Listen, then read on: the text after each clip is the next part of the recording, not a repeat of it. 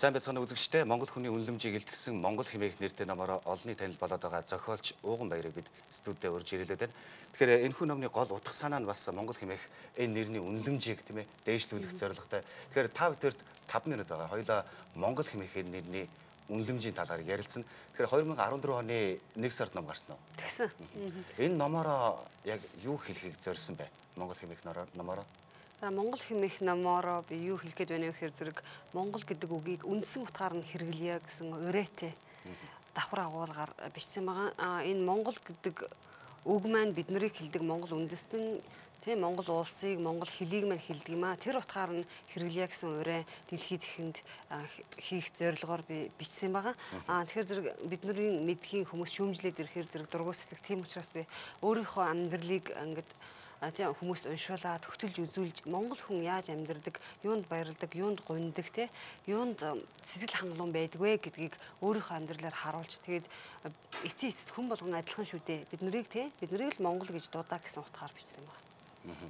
Тэгэхээр хэлийн чандад ажиллаж амьдарч сурч байгаа иргэдэд тулгамддаг гол асуудал юу вэ гэхээр одоо Монгол хүний үнэлэмж унтсан, эсвэл Монгол хүний басамжлах, эсвэл одоо Монгол хүнийг үл хүндэтгэх явдал гэж зарим иргэд хэлдэг яадаг.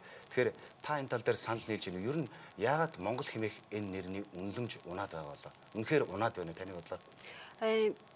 Унаагүй байх гэж би бодож байна. Яг энэ миний хувьд бол энэ нэрний тухай ярихад зөвхөн те Монгол гэдэг үгийг хүмүүс яаж сонсож авдаг вэ гэхээр зэрэг тэр орноосоо тухайн орныхоо хэл болон хэлнээсээ шалтгаалаад одоо хүмүүс янз бүрээр хүлээж авна. Нэгдүгээрт нь утга нь юу вэ гэхээр зэрэг заахан уншсан ч юм уу одоо боловсралтай хүмүүс Монгол гэдэг үгийг сонсохоор одоо 13 дугаар зууны үеийн Чингис хааны үеийн Монгол сонсогдоод тий бодогдоод байдаг. Тэгэхээр заримдаа тэд нар одоо ромчууд шиг ч юм уу одоо юм мартагдсан хуучин үг гэж бодоод байдаг. Тэгэхээр зэрэг тэр хүмүүст одоо Монгол гэдэг үг маань одоо хүртэл хэрэглэгддэг. Одоо хүртэл Монгол улс Монголыгоо тий Монгол гэдэг хүмүүс Монголоо гэж өөрсдөө ярьдаг тий. Тэр нь бас хүмүүс одоо тийм улс одоо хүртэл одоо Орос хятад хоёрын дунд байдаг юм шүү тийм ээ. Тиймэрхүү бүр наад захын тийм мэдлэгийг түгээхийн тулд бас бичсэн байгаа. Хоёр дахь утга нь юу вэ гэхээр зэрэг одоо 1860-аад оны үед энэ Их Британийн эрдэмтэн Джон Лангдон Даун гэдэг тийм эмч хүн хөгжлийн бэрхшээлтэй иргэдийг ийм асрамжийн газарт харж эмчилж байх хугацаанд ингээд өөрөө онцлох гэж оролцсон. Тэр оролдохдоо тэр хүний зөвхөн өөрийнх нь ажиглалтаар хэсэг бүлэг хүмүүс адилхан харагдаад тэр нь болохоор яасан бэ гэхээр зэрэг ийм жартгар нүдтэй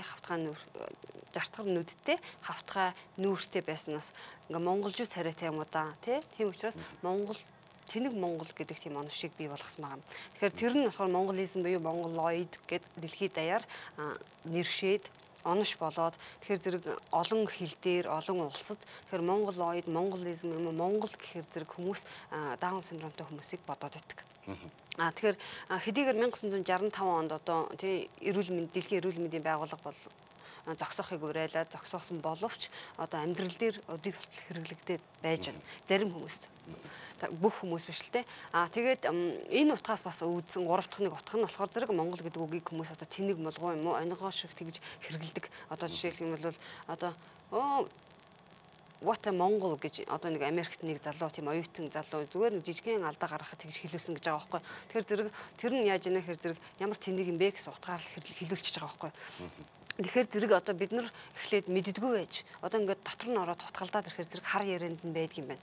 Өөр хэлбэртэй болчихсон тийм ээ. Монгол хэр Mongoliko ч юм уу одоо Монгору, Монго гэдэгэл өөр хэл дээр байна. Дэлхийд даяар тэгээд хүмүүс ингээд намайг ярьж эхэлснээс хойш ярьж ийн л да. Монгол зөвхөн монголчууд ч биш одоо хөгжлийн бэрхшээлтэй иргэдийн эцэг эхчүүд, найз нөхдүүд хүртэл одоо би энэ Монгол гэдэг энэ үгэнд чинь дурггүй штэ. Би энийг хэлж чадахгүй. Гэсэн утгаар надад хандж байгаа байхгүй.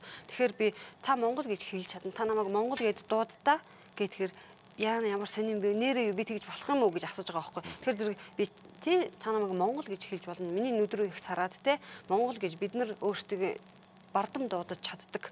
Та тэрүүн шиг л хэрэглэх ёстой. Энэ үг бол одоо Шотландч бай, Англич бай, Америкч бай, Канадч бай тэр орны улсын үндэсний хэлж байгаа шиг хэлэгдэх ёстой гэж хэлдэг. Тэгэхээр энэ буруу ойлголтыг зөв тал руу одоо шилжүүлэхэд ямар арга хэмжээ авах нь зөв алхам болох вэ? За одоо хинч шүүмжилд дургүй учраас тэгэд манай Монгол ардын зүүр үг бий зөөлөн хатуугаа гэж. Тийм учраас зөөлөн аргаар, зөв аргаар, боловсролын аргаар тийм ээ тэгжил хийх хэрэгтэй. Түүнээс биш та нар бойл танаг одоо алан шихэдэн ч юм уу тийм тиймэрхүү юмар юу яаж болохгүй. Яа тэгэхээр зэрэг одоо би энэ одоо Монголдо энэ ирсэн байгаа учраас радио нэвтрүүлэг хийж яваа юм. Монгол гэж хэмбэ гэдгийг хүмүүст хүргэх зорилгоор тэгэхээр BBC World Service гэдэг тэр сувг маань болохоор зэрэг одоо дэлхийн хамгийн том радио гэж явдаг.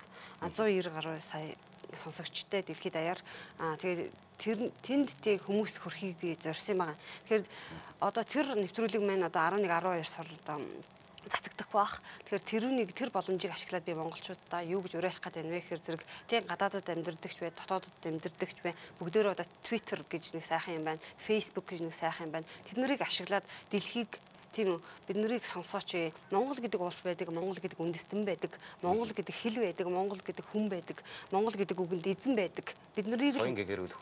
тийм бид нарыг л Монгол гэж дууд гэсэн тийм уриатаагаар тийм ийм ажлыг хиймээр байна. За баярлалаа танд. За баярлалаа. Тэр үзэгчдээ бид өнөөдөр студидд зочноо урьж ирүүлээ. Өнөөдрийн зочноор Монгол номын зохиолч Ууган Баяр оролцлоо. Анхаарлаа хандуулсан үзэгч та бүхэндээ баярлалаа.